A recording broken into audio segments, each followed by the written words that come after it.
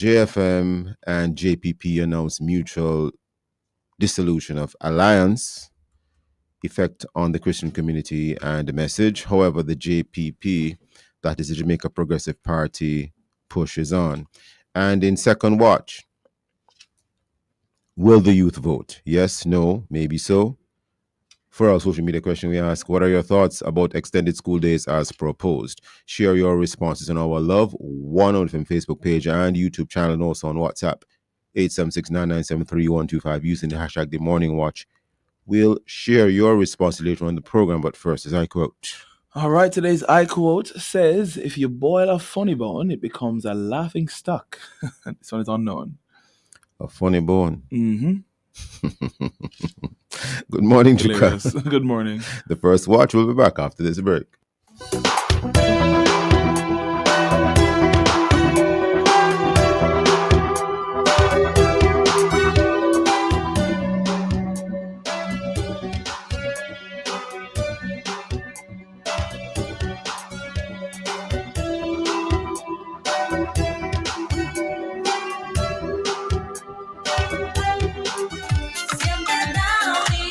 Don't let freshness ditch you when you need it the most.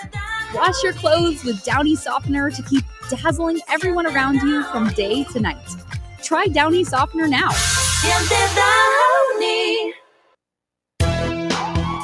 It's our business to know how much is being spent in what areas, from education to healthcare. From roads to security, because our taxes help pay for it. So, the national budget is our business. The national budget is my business. It is my business. The national budget is my business and yours. The national budget is everybody's business because it impacts every Jamaican. Visit the Ministry of Finance's website at mof.gov.jm for more information. Hey, small people crew. It's me, Auntie Vashti, and I have a brand new lesson for you. Join me this Tuesday at 4:30 p.m. on the Small People Show, where little voices make big sounds. Inside Edu Fantastic Tuesdays, we make learning super fun. We're diving into maths, English, science, history, and so much more. Don't miss out. Tune in this and every Tuesday at 4:30 p.m. with me, Auntie Vashti, only on the family station, Love 101.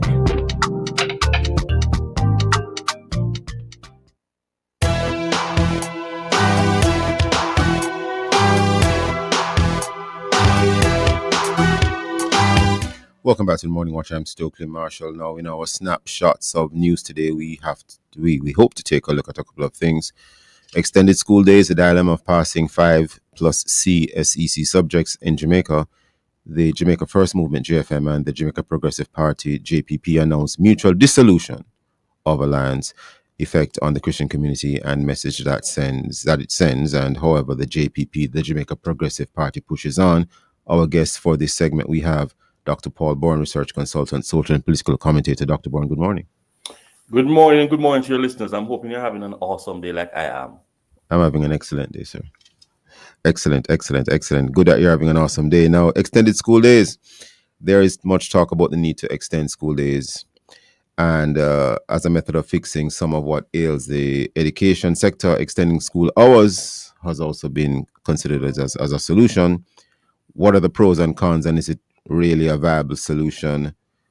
Dr. Bourne, your thoughts?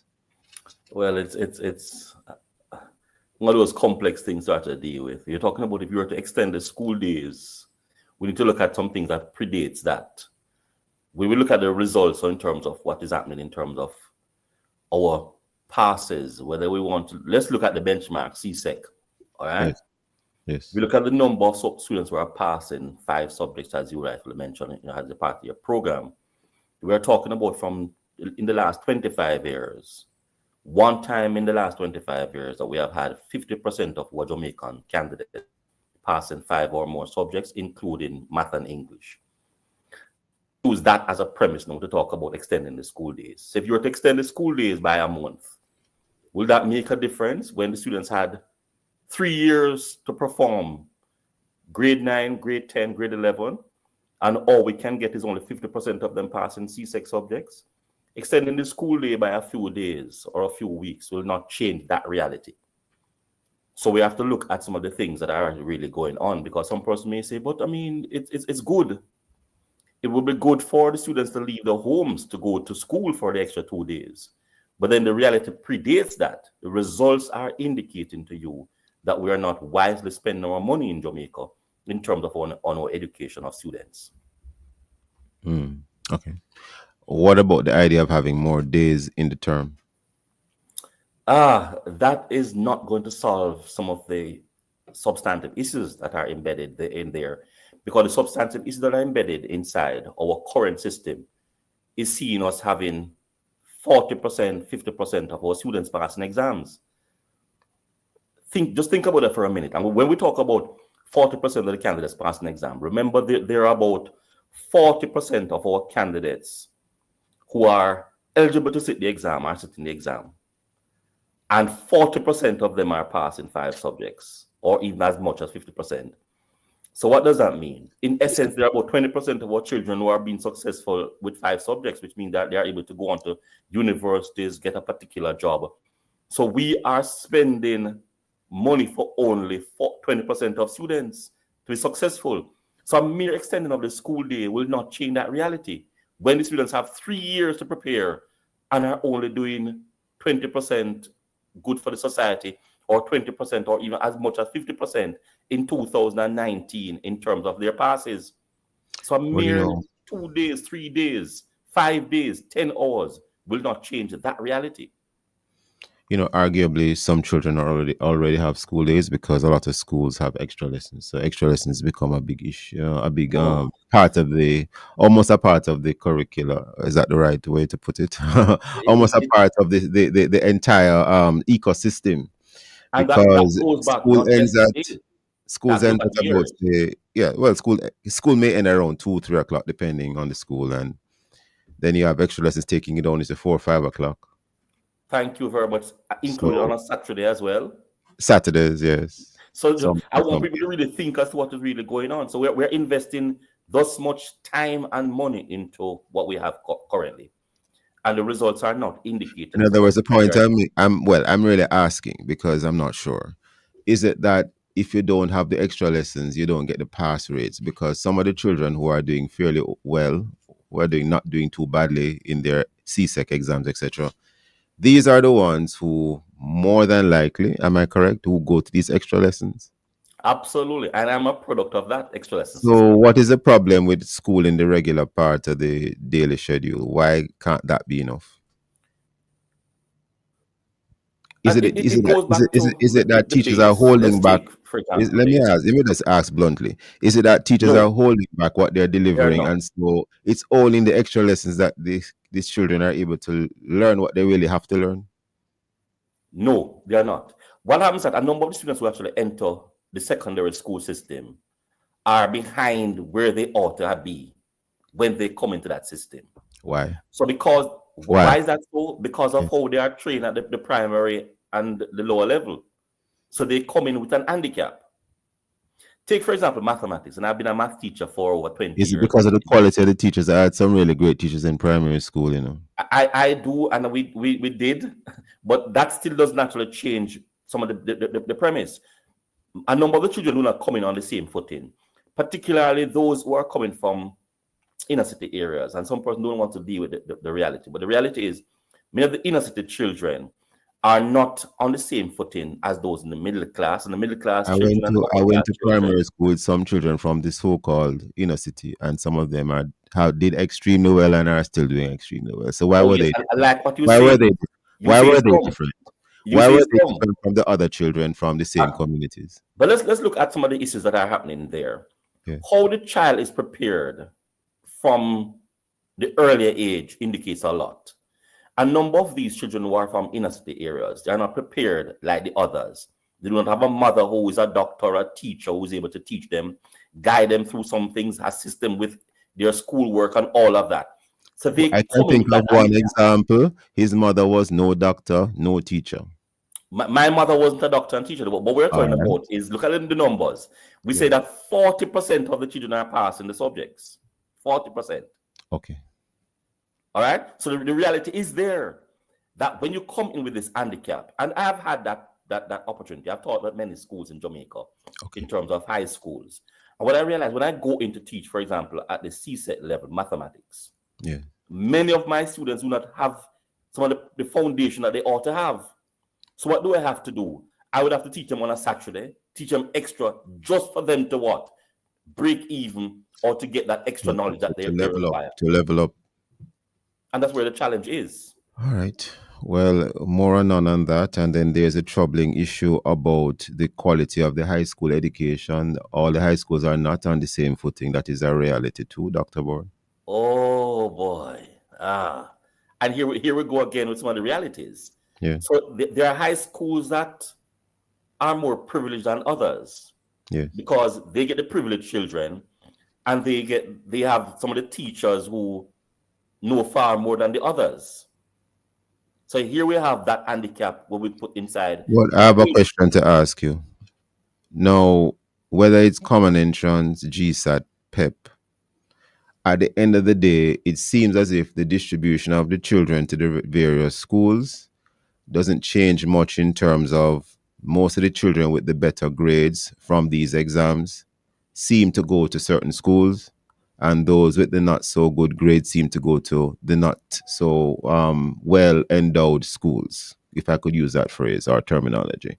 And then ultimately when they graduate from these high schools, you will have the children graduating from the better endowed schools getting the better jobs and the better opportunities, generally speaking.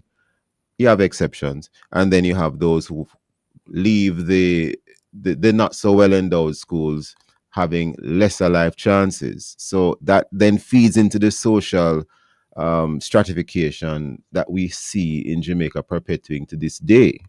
So how does all of what I just said, if at all, filter into this discussion this morning, sir? It is the base of this discussion. And many sociologists in Jamaica have actually looked at that. Derek Gordon is one such person. Derek Gordon, yes. Is one such person that looked at the stratification and what happened. So if we go back to the common entrance days, and we're not talking about today, we're talking the common entrance days, all right? Yeah. We're saying it seems as though particular children go to particular schools, all right? So that starts that stratification there. And those particular schools, they have more resources than the other schools. They implement a number of other things that the other schools don't. So what happens? The children come in at a privileged position, having given all that education, that socialization, that stratification, that inequality that are placed in them. And then they go through school just like that. And it seems as though... And even the connections, even the social connections they make while they're in school. Oh, boy, but the school is where a number of that happens. Dr. Bourne, we are now upon a break. Hold the thought for a second. We will continue after the break. Listeners, please stay with us. Time on Love 101 is now 7:15 a.m.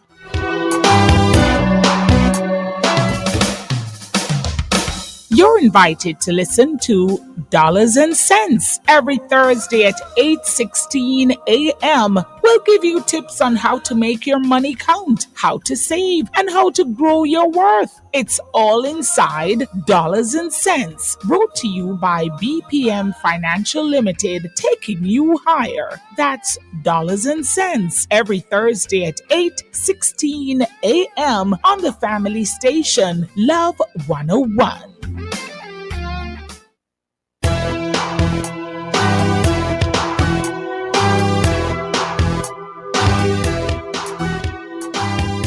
Welcome back to the morning watch. I'm your host, Stokeley Marshall. We are in the first watch, looking at a snapshot of news. Extended school days, the dilemma of passing 5 CSEC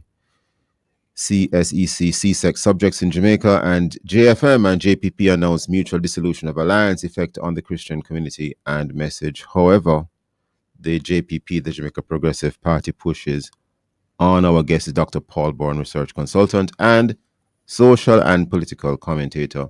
And in terms of your social commentating, Dr. Bourne, you are commenting on some issues to do with social stratification.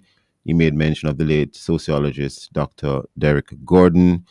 and the role that the former common entrance, the now former GSAT, and the current PEP have had or can have in terms of how it filters children through the system, so to speak, in terms of their life chances later on, and how this can be addressed. Dr. Bourne, please continue. How this can be addressed? Wow, that is an very, very, very, very good question. This is the morning watch, Dr. Bourne. We look at everything. Because for us to address this question, we have to actually deal with the reality in Jamaica. Yes. Jamaica is a classist society. Very and much so. We want to deal with that. Very much so. So because a class society, it seems, and let me say, for example, I'm using it seems that the children who are from the upper echelons of society, it seems that they're always the one who are placed in particular schools. I don't ever remember seeing such students in place at a Vauxhall or a Trenchtown or a Tivoli Gardens. I don't ever remember seeing them. I'm not sure if the common entrance system and the PEP system has a mechanism where it's able to pick up these nuances and put them into particular schools. No, sometimes what happens, let me tell you what, I had a recent conversation with someone. Sometimes a child from a more privileged background is placed in a particular school that they would not normally be expected to attend based on their social class background. But then the parent might then approach another school and say, can you squeeze my child into this school because he or she passed for X school, but I would like him or her to go to this other school.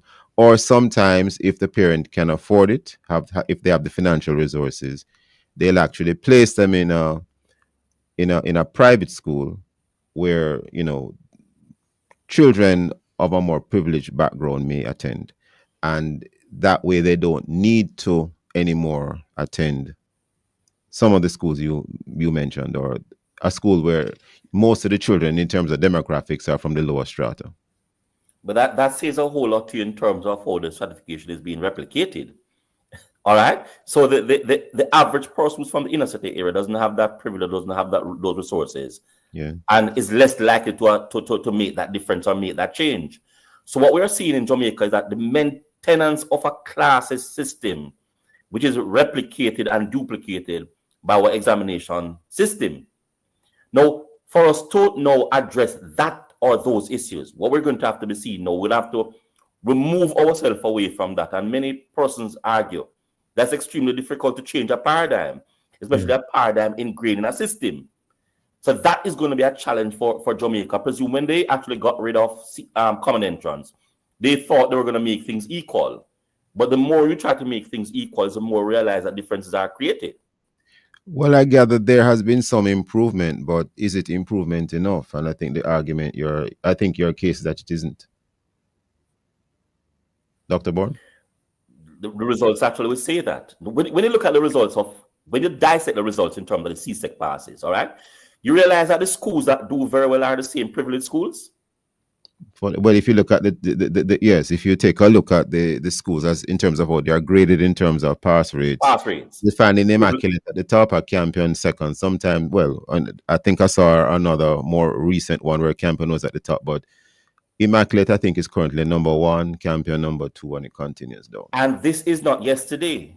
And these are schools which have a lot of resources. When you go to facilities, you will see swimming pool, you will see tennis court. Indeed. And things like that. And it's not yesterday. The kind of labs they have and so on. So what we're doing. And I could add that some of these schools are not, the land itself and the facilities are not really owned by the government of Jamaica. Well, these are church. A lot of them are church schools. That's another matter as well. So what we're saying that Dr. Bourne, only because of time, share a final thought before we move to the JFM and JPP issue. But I'm saying that we need to change this to make Jamaica a better society to live in, because a number of us are fully aware of this reality. Yeah. And what we're doing, we are perpetrating bias. And that's why we want our children to go to the Immaculates and the Campions. Oh boy. And if we can afford it, we would like them to go to Hillel or AISK. Oh boy. Yes. Dr. Bourne, more on.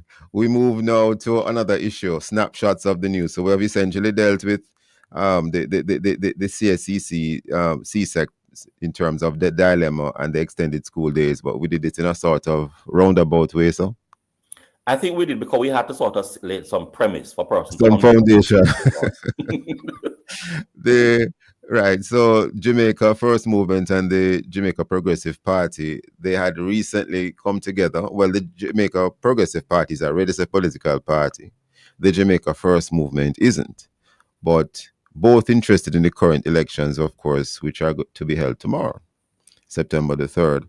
Now, the JFM and the JPP had announced an alliance. It was reported in the media. And then more recently, a couple of days ago, there was a publicly announced divorce between the two. And it seemed like it was an amicable divorce as well. It seems as if it was quite an amicable divorce. Yeah. You know, there was no fighting over, you know, the various things that persons who get divorced normally fight over. So the JPP is pushing on. You see that they have a number of candidates, I think, in 47 constituencies of the 63. How does all of this strike you? Because the Jamaica First Movement, of course, headed by Reverend Dr. Merrick Almilo, and the Jamaica Progressive Party, headed by Mr. Gilbert Edwards, it is indicated that a lot of Christians are associated with the JPP, and so it was felt that this is, you know, a perfect marriage. Your thoughts, Dr. Bourne? Well, I mean, I presume Adam and Eve was also a perfect marriage. But what I'm really saying here is that when I initially looked at in terms of the landscape, you know that there are said to be certain myths about who Satan really is or was in the garden. But So maybe when you that's say perfect marriage, you know what you mean, Dr. Bourne? It might be occurring again as to what some of those definitions and I was joking, constructions by are. the way. Yeah. So what we're saying is that initially, when I look at both in terms of the philosophy of the JPP, I was wondering how it is that there was a merger between the JPP and the ALS party. I was trying to really understand, I mean, what was really going on, because the merger to me did not seem like a perfect match. But possibly as somebody who got divorced because of whatever is, I may be able to see through some stuff. So you're saying you're saying from the get-go they were not compatible? I do not think so. Oh. I don't think so. And a part of that, I think there's also a result in terms of leadership. Okay, well, explain. Did not see that. Explain. No. Why weren't they not compatible from the get-go? I am thinking, using historical things that we are privileged with, that I don't think that Dr. Miller's persona, and I'm careful here what I say. I don't think his persona as well as his thinking would be such that he would want to play second to someone else in terms of leading a party. So when you had that merger, if he were not to be the leader, I do not think that would have been a compatible match. Because so is it that really wants to be is it that he would have played a secondary role as in leadership of that alliance? I'm not aware of that, but I mean, I don't know. Or is it because you're saying, because you're saying that they weren't already a political party, the JFM, and that would make him definitely not by default the leader by default. By default, he would not have the primary role as would Gilbert Edwards, who is the president of the registered political party. I think that is where the challenge is going to be, because one gentleman wants to be the leader, and I do not think you would have been offered that privilege to be the leader. Well, on an editorial note, I will say this: we don't know. We don't know, in fact, if that is so, because certainly we here at Love FM, we don't have that internal data information in terms of, you know, who exactly would be running things, so to speak, with the alliance.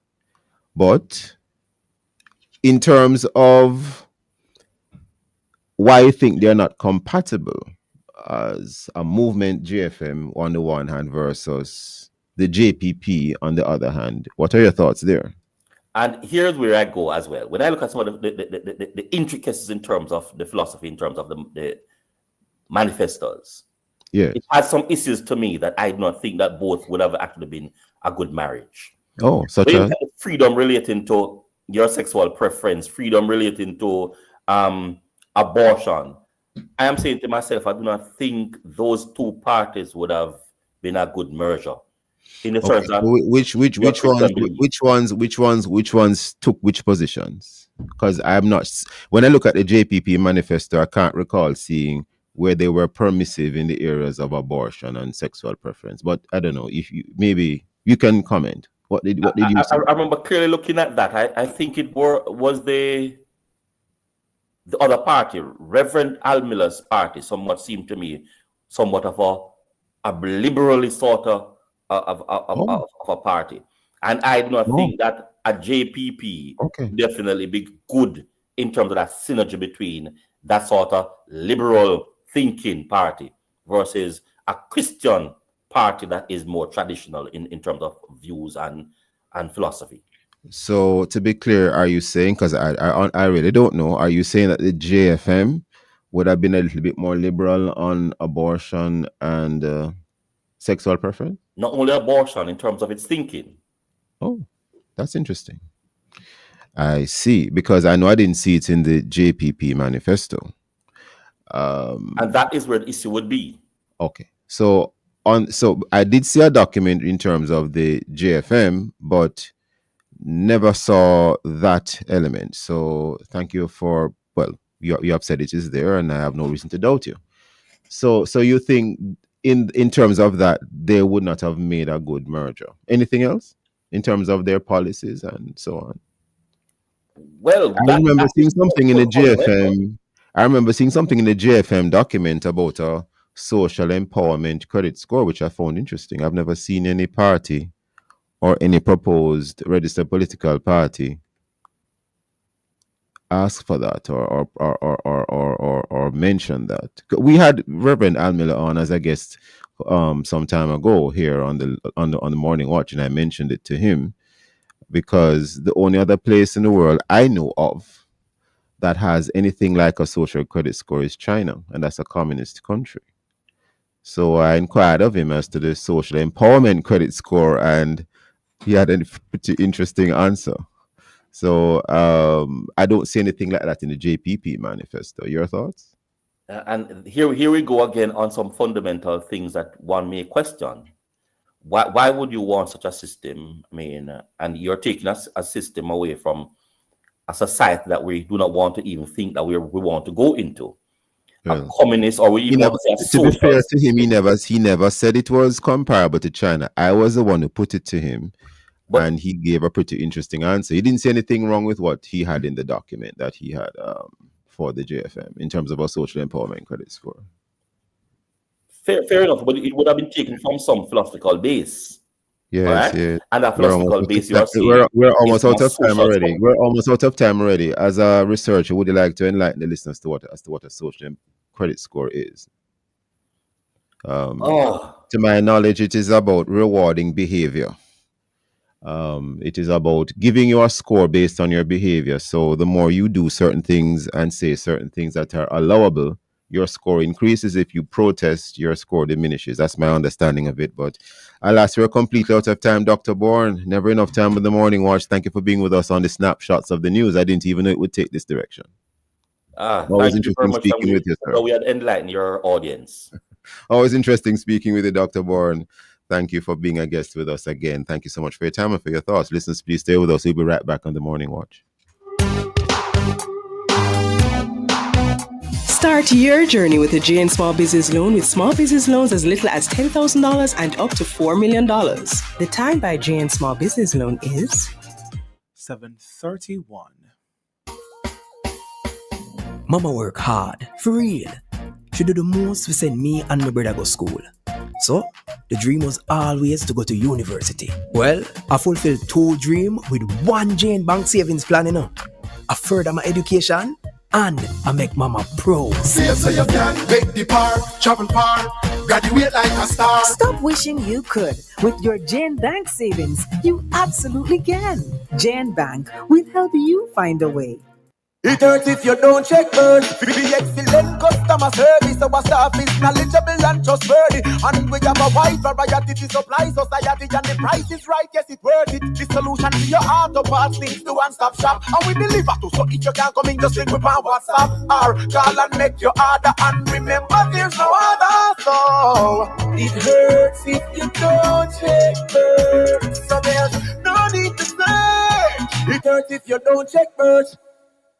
Many girls still lack access to period products, and they can miss up to 1 year of school because of this. But together, we can change that reality. The End Period Poverty campaign, sponsored by Always, is here. From August 1 to September 30, for every pack of Always products you purchase, we donate a pad to girls in need. So go to your local supermarket and help our girls have access to period products.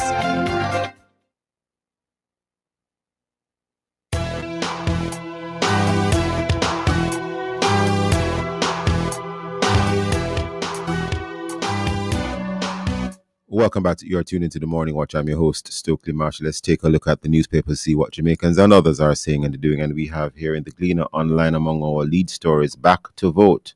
Back to vote.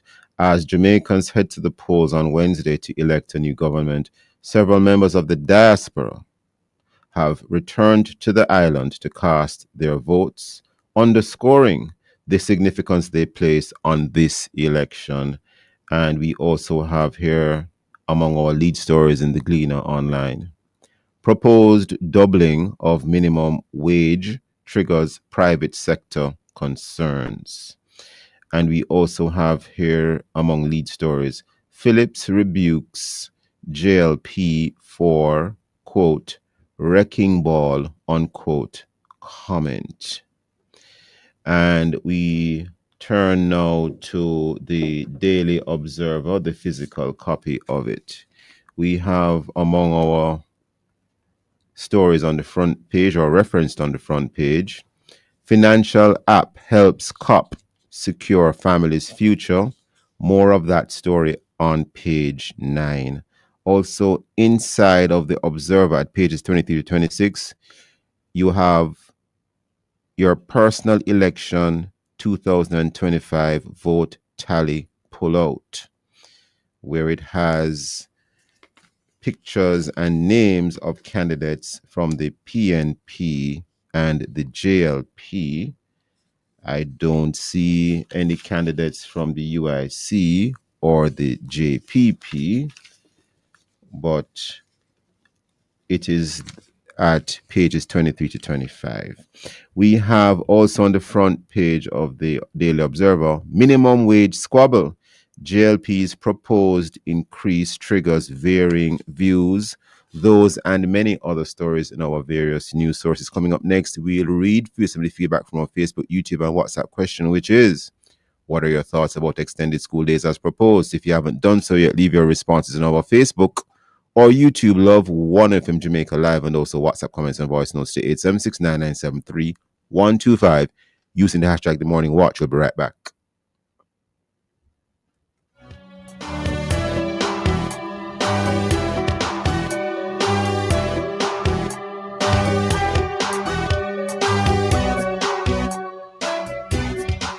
It's back to school and time to do the math. Limited funds divided by big school fees. Stretched budget minus book list, backpack, and new uniforms. With Sagicor Bank Back to School unsecured loan, you can borrow up to $5 million. No security needed. Fast approval. Up to 5 years to repay. And flexible loan options. Problem solved, Dad. Crown. Thanks, Daddy. Be crowned a Back to School champion parent with Sagicor Bank unsecured loans. Apply at sagicor.com. Conditions apply. Jamaica and its workforce are advancing quickly. Life-changing opportunities are arising. You need training and support. We are the Renewed Heart NSTA Trust, committed to providing new and emerging skills training and opportunities. Come to Heart. We'll help you claim your place in the workforce of the future.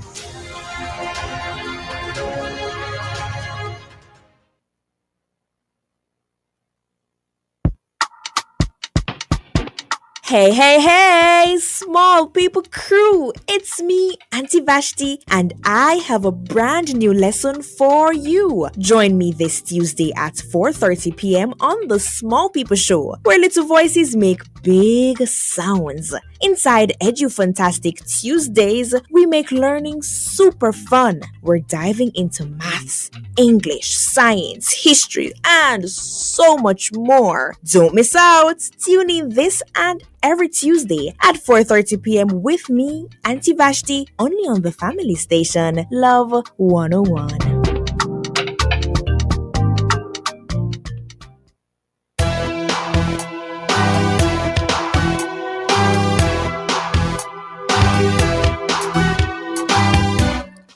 Welcome back to the Morning Watch. I'm your host, Stokeley Marshall. Now for your responses to our social media question, what are your thoughts about extended school days as proposed? Jakal, before you read any comments, I want to read this one, which was sent to us on WhatsApp from Loy.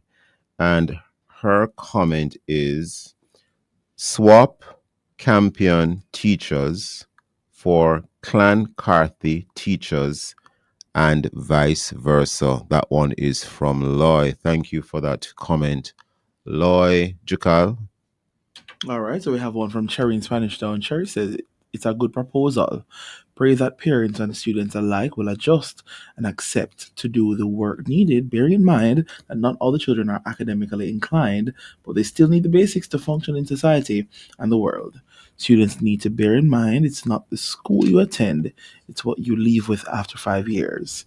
We were taught to study math. You don't study math, you practice math as well as Spanish. Interesting. Thank you for those comments. And we move right into the second watch. Now, we have heard it all. If you don't vote, you have no say. It is your right. Go vote. At least one poll suggests that voter turnout on the Wednesday, September 3 general elections will exceed that of previous years. How many of those will be that of the youth? What of the youth vote? But then there is always a report that young voters feel left out.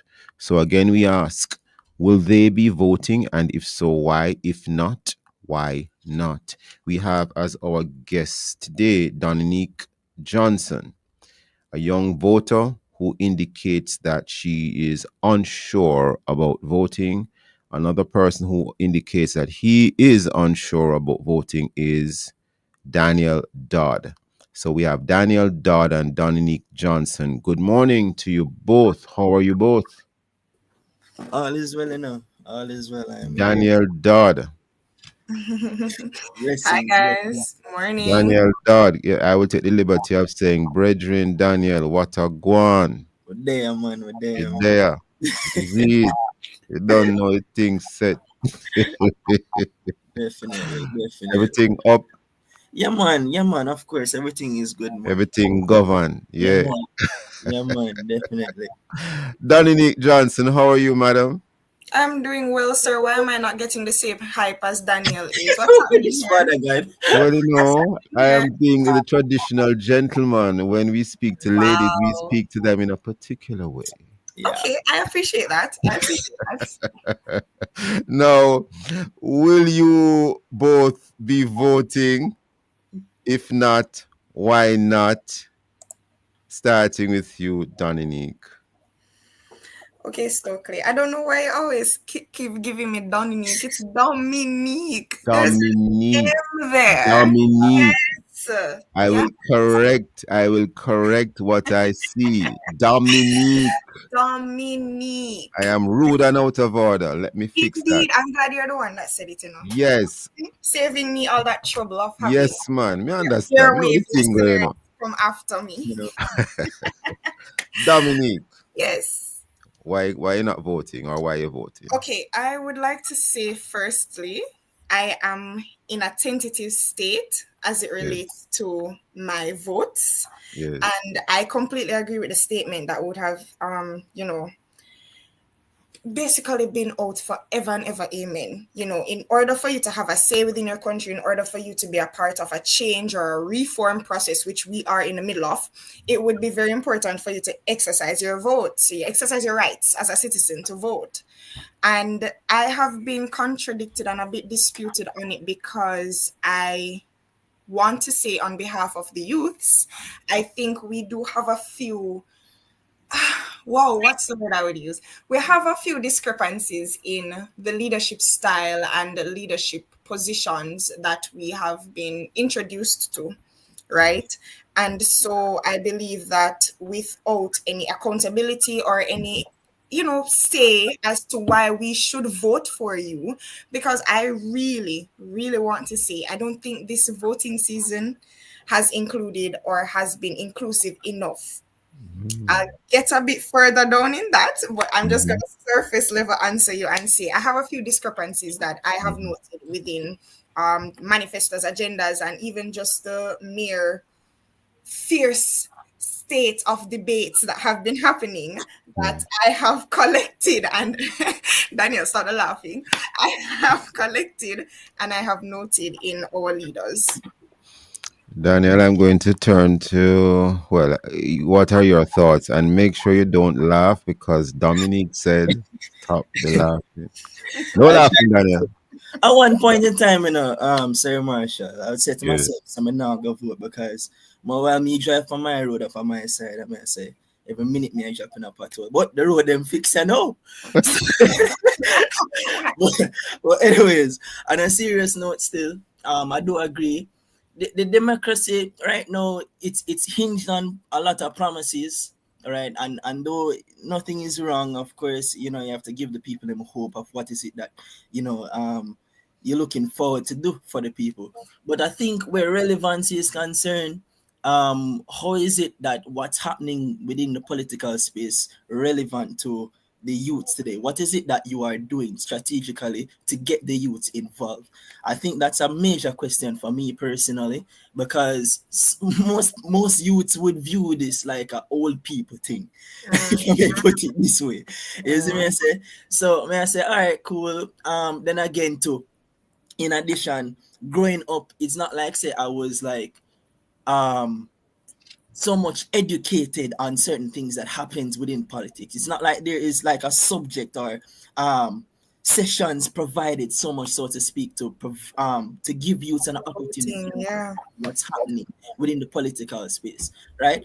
So I think for the most part, for us as youths, safely say, I think we're mainly left out of the equation where all of that is concerned. Yeah. What would you regard as youth issues, if there's such a thing? Dominique, what are youth issues to you? Education, number one. Educational grants, assistance. Employment is another one. Immediate employment for some, and for others, a good transition into employment. That's number two for sure. And I think the third one, I guess it kind of stems from both. It's money. What are our finances? What are we getting? What are we gaining as a people? What comes with the right now? I think what is very safe to be said is many persons are trying to understand what's a benefit of being a Jamaican citizen today. What's a benefit of that? Boy, probably on the head. Yeah, like as opposed to maybe just leaving and going to another country. Yeah. And that's why we're going to be seeing and feeling, and we have felt it. And Dominique Johnson, only because of time, we're now upon a break. Hold the thought. Don't lose that train of thought, listeners. And of course, Daniel Dolly will come back. We'll be asking you some more questions as well. Listeners, please stay with us. We'll be right back at the Morning Watch.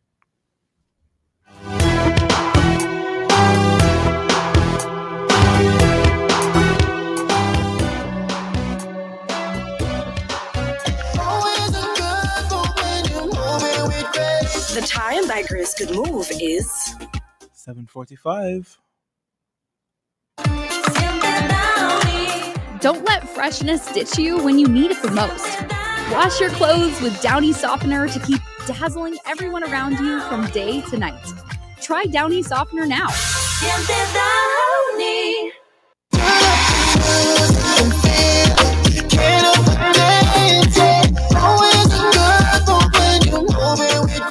We've seen a lot of our customers make some good moves over the years. Whether it's sharing a hug with a friend you haven't seen in a long time or sharing a meal, Grace has been there. So let's keep making these moments together, because rest assured, every time you choose Grace, you know you're making a good move. Always a good move when you're moving with Grace.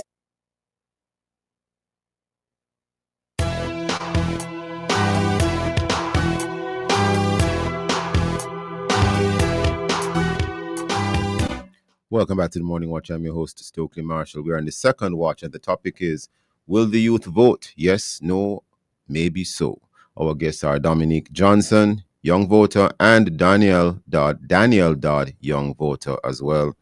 Dominique Johnson, just before the break, you're making a couple of key points. Please continue your train of thought. I was asking essentially what are some of the issues that concern young voters, and you were one of the last things you said was money. Right. So what are the financial gains and the other benefits that are executed to those who are citizens of Jamaica?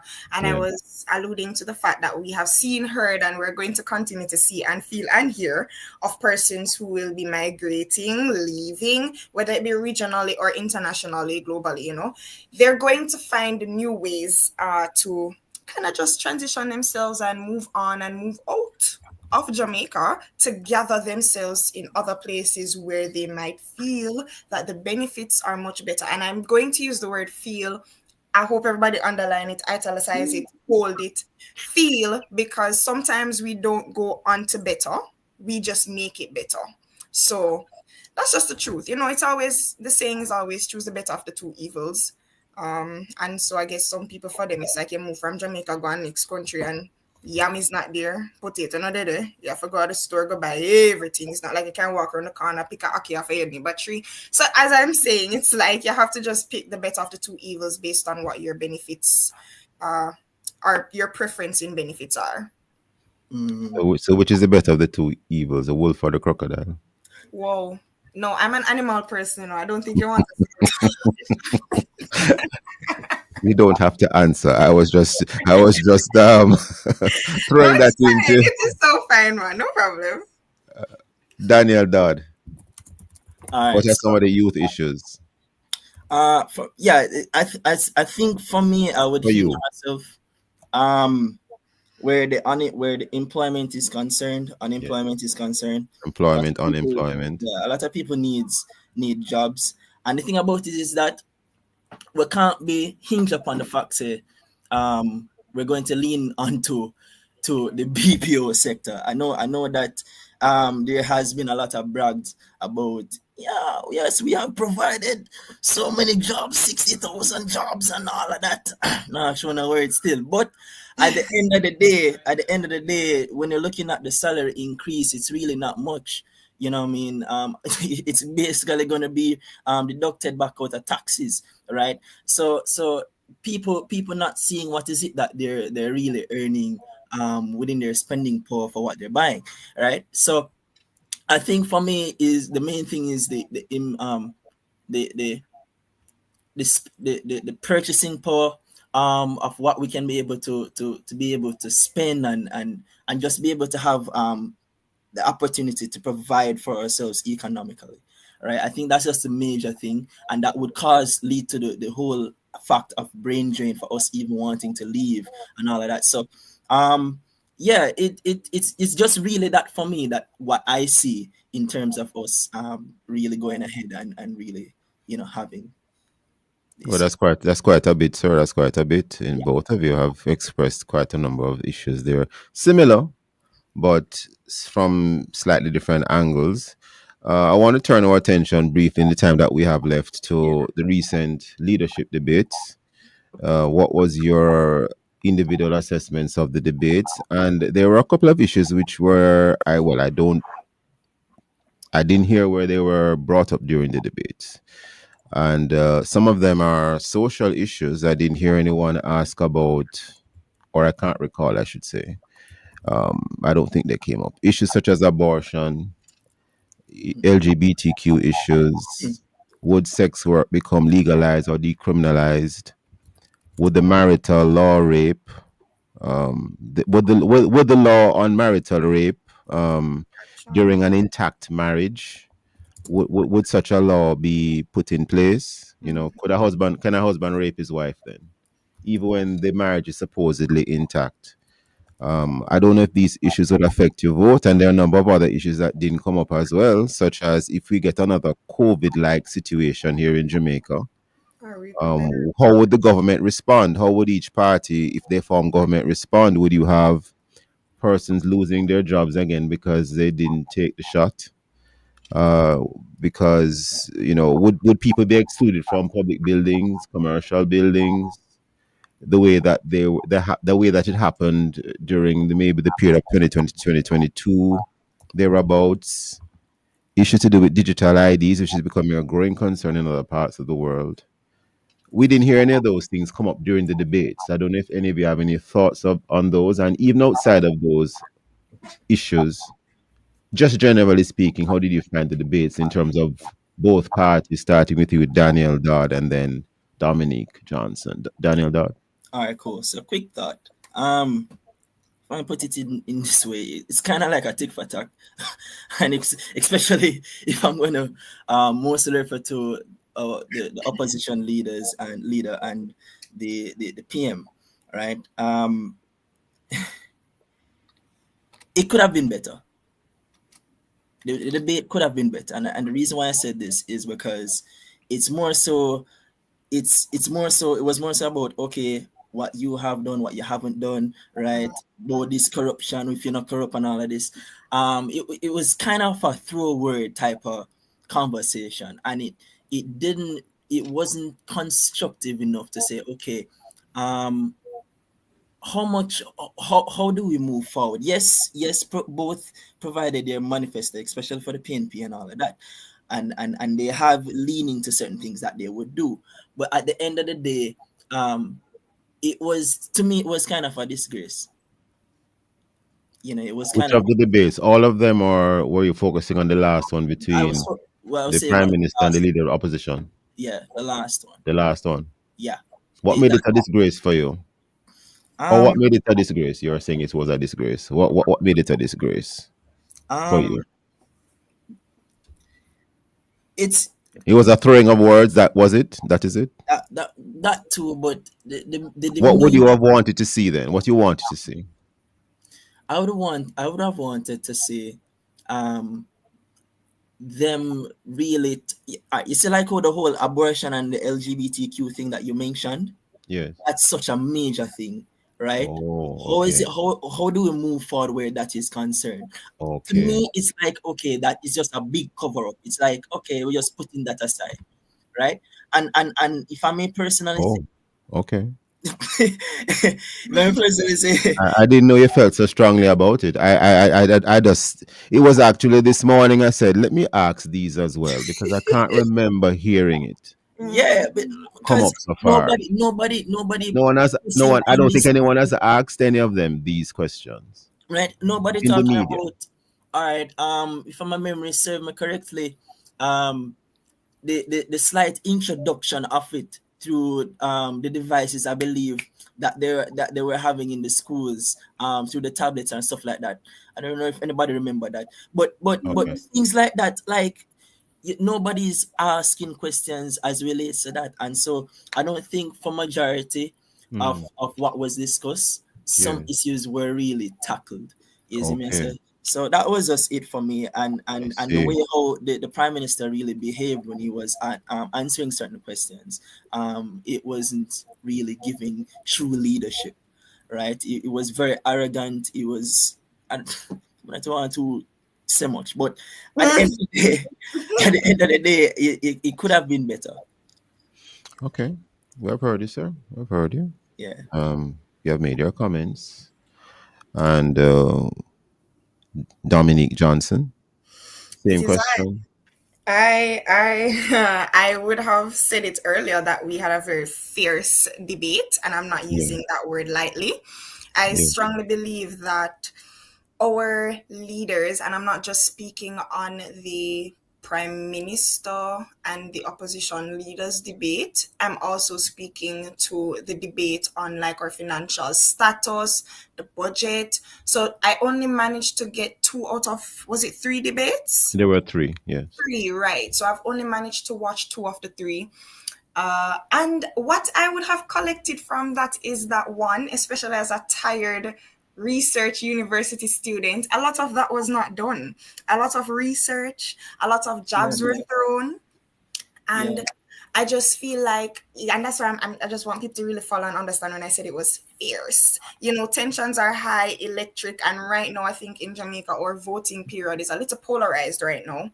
One time back, you'd just see a sea of one color and a sea of the other, and you would kind of, be able to know who is going to dominate this election. No, it is absolutely so evenly distributed in disappointment that there's absolutely no way to tell who is going to take it.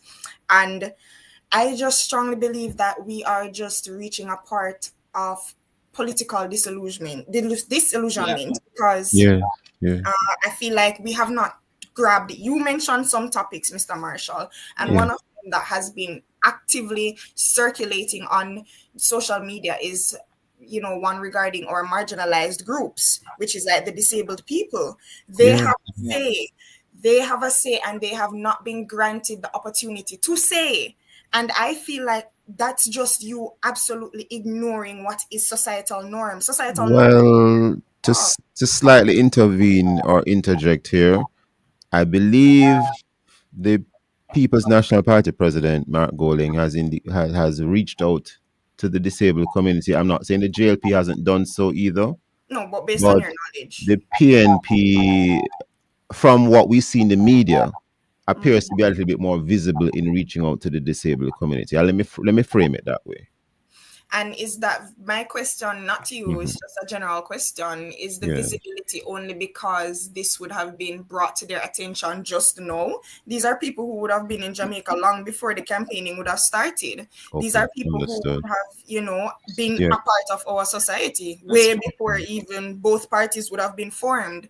So my whole thing is, whilst I might give my credits to the People's National Party in that regard, I feel like sometimes and some things, especially as a leader of a country, and when it comes down to electoral debates, certain things should be covered. You should have already known this. So that's my say. Interesting. And your thoughts or views on some of the issues that didn't come up in the debate as well, apart from that, but abortion, the attitude, I didn't hear that one. The attitude to sex work, LGBTQ issues, marital rape, which is a very controversial topic. Are young people concerned about these issues? Or are you only concerned about, employment, jobs, education? Dominique Johnson? No, we're not only concerned about those things. It is just that right now, probably we're a little more crowded with that because, again, I think people can only speak of experience. You're not going to find a lot of youth group persons that are experiencing marital rape. And you're not going to find a lot of persons who are probably experiencing or needing to do abortions because one time back, lack of knowledge would have forced us to only think this is the only way. But no, persons are and why are they way more conscious of whether or not they're having unprotected or protected sex? Because they want the money for mine or picnic. So, but Daniel, that we hear that for you. These are issues that you are concerned about. But we are completely out of time. I think I'm getting a signal. I want to thank the both of you, Dominique Johnson and Daniel Dodd, for being with us in this segment in terms of the youth vote. Young voters, will you vote or not vote? Why not? Maybe not. Yes, you will vote. Well, we will see what happens tomorrow. And thank you for your time and for your thoughts today. And thank you, listeners, for being with us. Join us again tomorrow as we look at other topical and controversial issues. And, of course, visit the Love 1FM YouTube channel and Facebook page, and now TikTok at Love 1FM Jamaica for this and all of the Love 1FM programs. And, of course, download our Love 101 app and stay connected to us, the family station, Love 1FM, the number 1 gospel station in Jamaica. Thanks to our producer, Kathy Gale, and to our guests. Join me tomorrow as we look at the other issues of the day. I am Stokeley Marshall, handing back to Love in the Morning with Jukal.